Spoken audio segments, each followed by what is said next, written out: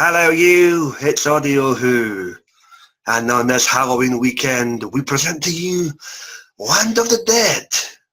And let me tell you, I was nearly dead listening to this. But that's a story as we get further down this cast. Peter Davison's Fifth Doctor and Sarah Sutton as Nyssa join us for this audio of Antarctic proportions. As we have a couple of guys fighting out their Indian heritage, a dead shrine to a dead guy, and a lot of bones roaming the earth. What do you think about this? Well, you're about to find out, but before you get to that, let's get to this. It's your cast this evening. All the way from Cali, it's Tabas Blue, it's Sue. Sue, how's it going? Groovy, how are you? Good to have you, dearie. And all the way down in the nutsack, winter may be coming, but it's still hotter than hell. It's Texas Timwell. Timbo, how you going, man? Non-groovy, please. Non-groovy, indeed. Down and under, he has the thunder, and it's early doors on Monday. AJ, how goes it, man? Hey guys, how are you? Good to have you, bro, as always. And of course, the Scourge of Tottenham, so much so that his neighbour is still banging the floor with his broom. It's Phil of Berkshire. How's it going, Phil? How do you know? I thought I could hear that as well. But hello, good evening. Yeah. Don't let him get you down, folks. He's just upset because somebody dropped a house on his sister. So, yeah, Land of the Dead, folks. Very, very early on for Big Finish's main range. In fact, story number 4 of the Doctor Who releases. And it kind of shows here, due to certain characterisations in my view. But before we get to my view on this shit, let's get to yours. All right, guys, Land of the Dead, opening thoughts. Tim, can I get your opening thoughts, mate, on Land of the Dead? Peter Davison and Sarah Sutton. Well, it's not very good. It's Yeah. it's poorly written. I think the problem is the writing stage. Now, to be fair, I heard on a couple of different reviews that this was a quickly written fill-in for something dropped in the schedule.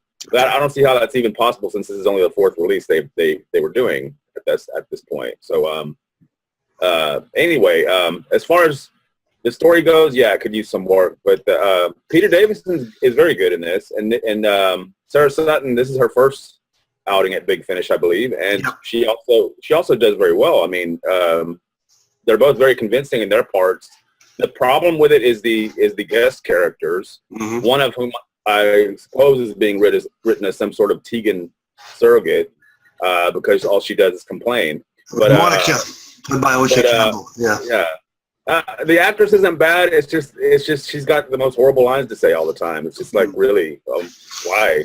And then as for the two so-called Native Americans, man, that's just insulting to Native Americans. The one guy acts like, me, big Indian. Yeah. And the other guy, I don't know what the hell kind of accent he's trying to accomplish, but it's not American. It's not anything I've ever heard before. It's really bad. It really brings the story down. The good points, though, are as usual, the sound production is very good. I like the sound of the creatures moving. It sounds like little bits of concrete being banged together, sort of. It's very effective. And the music is also very good in this. But other than that, yeah, it wasn't really a very good listen. Can't all be singers, folks. AJ, can you get your opening thoughts on this, mate? Yeah, the story, I agree, was a little bit weak. The writing was a little bit off. 4th story and all that. Peter Davison was brilliant. I liked how he was flippant when he was asked about the way he was dressed for cricket, and he was like, "Oh, it's over because of the snow." Got called out. I also like the what were they called? The aliens? The Permian or something like that, I believe. Yeah. Before the Permians. Permians, yeah. But that's really clever, but it's kind of lazy writing, like the Silurians, because they're named after a time period in Earth's history. They could have given them a proper name, the Bones or the Boners or something, I don't know. But I thought it was clever how they could defeat them with synthetic materials by throwing like a synthetic blanket over them to disrupt their electrical field, which was clever. Very quick on his feet thinking was that one. So there were little bits and pieces that were quick and clever. A lot of them sort of fell down by the wayside. They were not as good. All right, mate. Yeah, I think we're going to be a wee general consensus across the board with this one. Sue, how about you? I liked it. thought it was kind of cool, but I can see your guys' point. I can see your point, Tim, that the Native American characters were not exactly written very well nor spoken very well. It wasn't something that had even been coached. You could tell the dialect hadn't been coached or whatever. But I agree with AJ also that it was kind of like silly to call them the Permians. All right. But I guess that if the doctor's not naming the creature, then the other people have to name the creature, and so it's a catch as catch can of kind of thing with the naming of them. Anyway, I also enjoyed Sarah Sutton.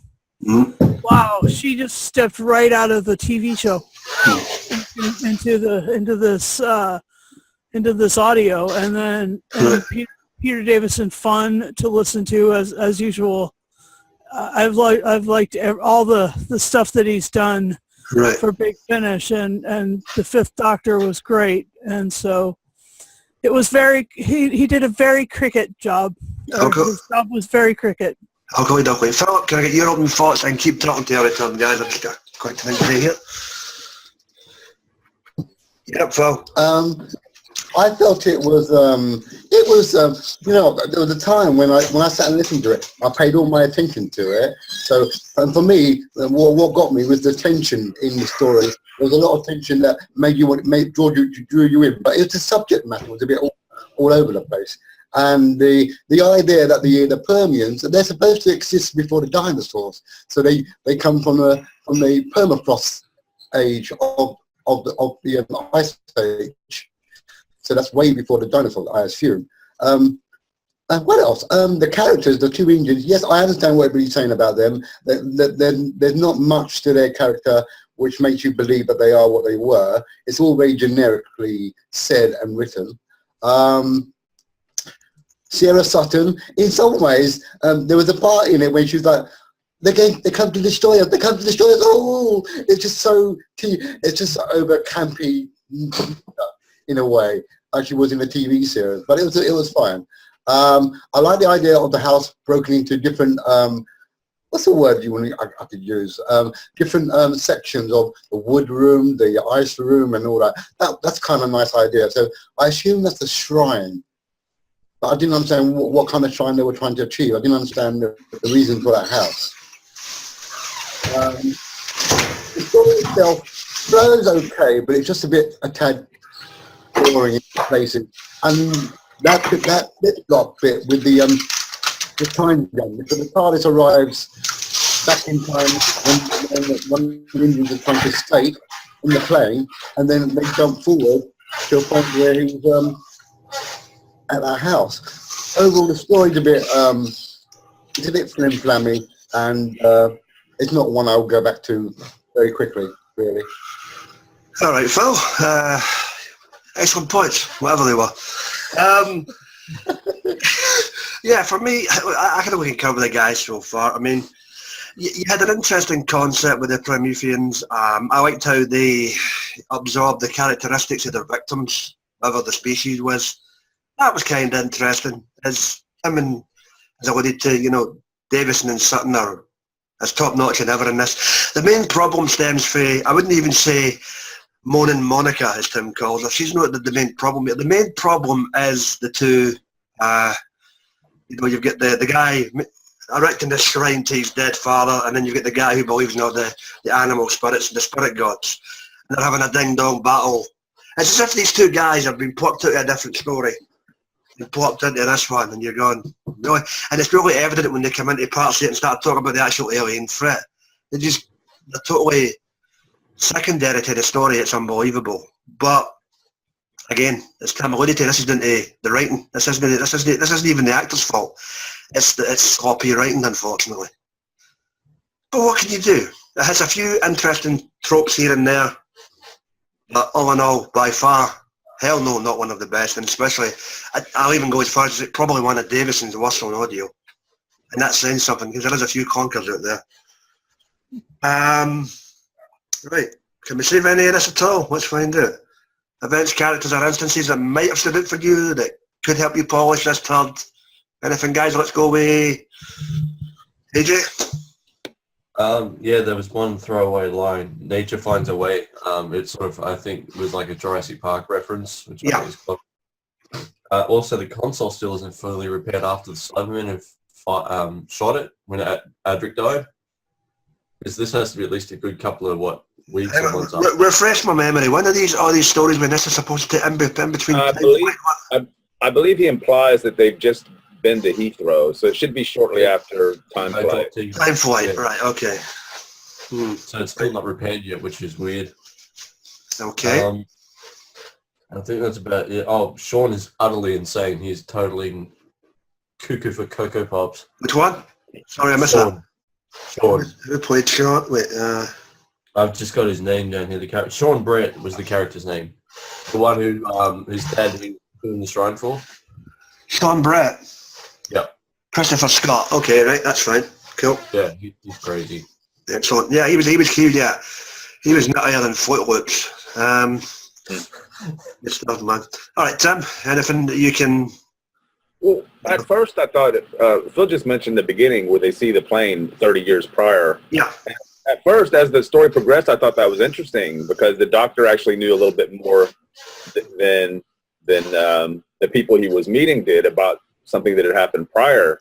Mm-hmm. But then by the time you get to the end of the story, you realize they just tacked that on the beginning so that the Doctor would have that information. That it was that sloppily written. Otherwise, it's not the worst thing. In the world. It's still not 100% bad story. Mm-hmm. It's just not very compelling. It's not very interesting, and it is pretty horribly acted by a couple of people.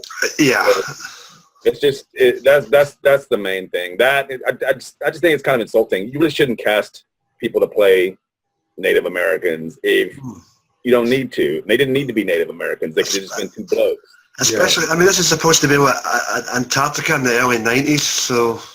Yeah. No, Alaska. Alaska, sorry. Alaska. Oh, my bad. I think it was somewhere with ice. Cut me some slack. Jesus.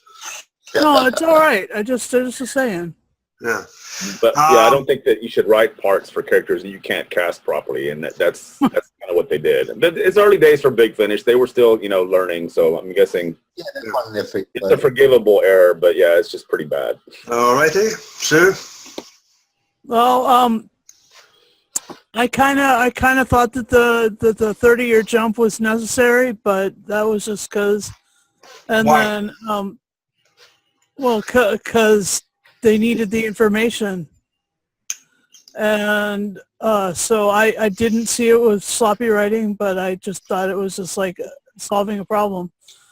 The other thing, in a sense, it added to the problem because Nyssa's knowledge of that made too long go batshit crazy, thinking she was some type of spirit god. You're like, what the fuck? Well, yes, there was that. You got a point, Sue. You had a point. That's a good point. Yeah, well, I agree, Susan, with your point, because that's what I thought too. This is interesting that here's something that the Doctor knows a little bit about before he actually gets to the meat of the story. Yeah. But when you get to the end of the story and you realize just how poorly it has been written, you realize they just did that for no reason. It doesn't make sense.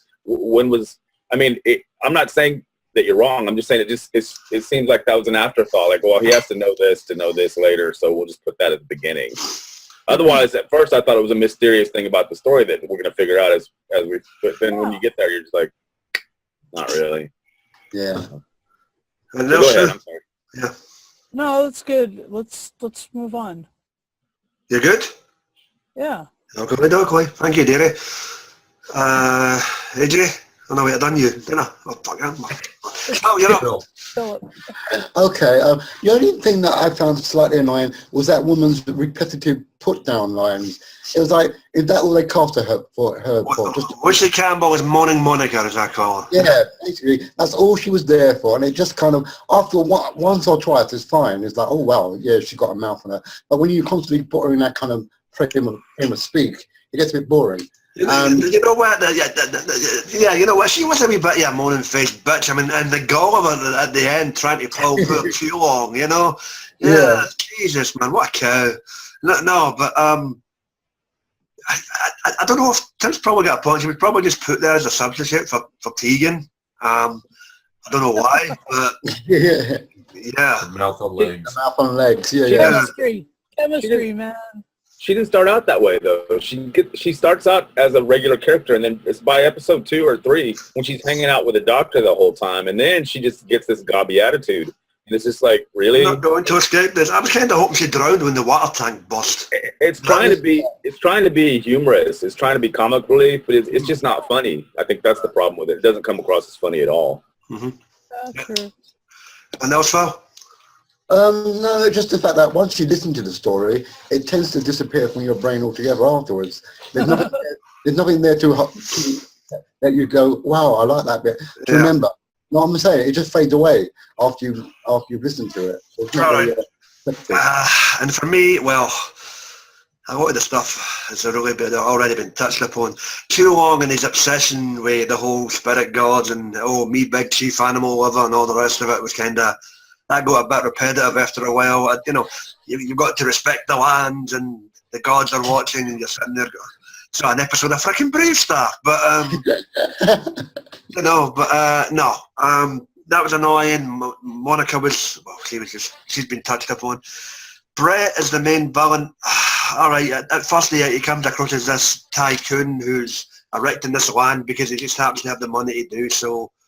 And then he just goes totally off the rails due to the influence of the creature, and he's just batshit crazy as frickin' too long when it comes to his ancestral heritage. Screw that. They just totally went round the wrong path with this story, I think. And as I say, it's as if they've got 2 stories in one here, and they just don't mesh well together at all. Yeah. But as Tim alluded to, sound design great, and the leads were great. Anything else after that? You can skip it. Right, open mic portion. Anything else you want to quickly bring up before we get this rated in the can? And we'll do something hopefully a lot better next week. Well, it's interesting. I'd be interested to see what they're asking for this on eBay since it's out of print. I wonder if this one fares as well as the other 49 that are out of print, you know, on eBay or something. When you have a list of collector greats out there like Philip, people will pay anything for shit. Those completists, right? Yes, okay. Anything else, guys?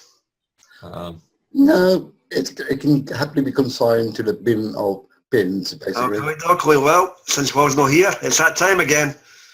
Let's get the Land of the Dead out of our head. And it was what's that, is it? I didn't know you were Dr. Seuss. You've been rhyming all podcast. Lack of alcohol and, you know, a bit of flu can do wonders for you. Anyway, Land of the Dead. Peter Davison and Sarah Sutton. Do not go gentle into that good night, said Bob Dylan. Dylan Thomas. Anyway. Hi. What do you get us out of 10, Philip? I'm going to give it, I've never done the console. I'm going to give it I'm going to give it a 5.5. I'm surprised you even went halfway. Well done, mate. 5.5 for Land of the Dead.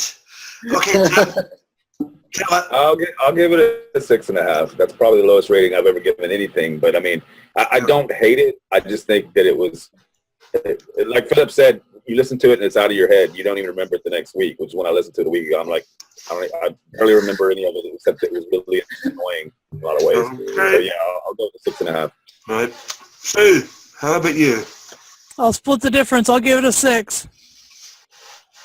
6 at the door at Cowie Roar. Okay. And AJ, let's hear the Australians roar. What's the number? I'm going to give it a dead even 5 out of 10. It's not the lowest rating I gave. The lowest was Ghostbusters, but yeah.